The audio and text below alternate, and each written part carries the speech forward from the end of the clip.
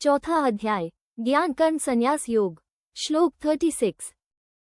अपि चेत्सि पापेभ्यः सर्वेभ्यः पापकृत्तमः सर्वं ज्ञानप्लवनः वृजन् संतरिष्यसि। हिंदी अनुवाद।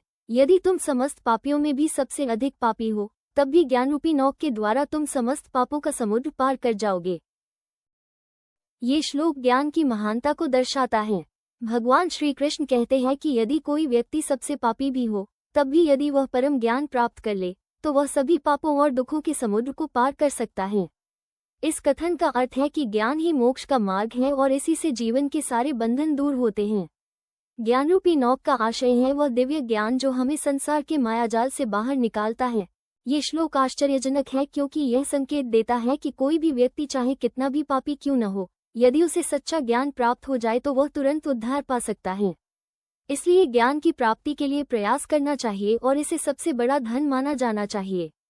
ये ज्ञान अंतःकरण को शुद्ध करता है, मन को स्थिर करता है और जीवात्मा को परमात्मा तक पहुंचाता है।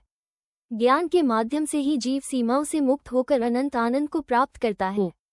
इस प्रकार ज्ञान से मिलने वाला उद्धार सभी पुण्य और कर्मों से श्रेष्ठ है।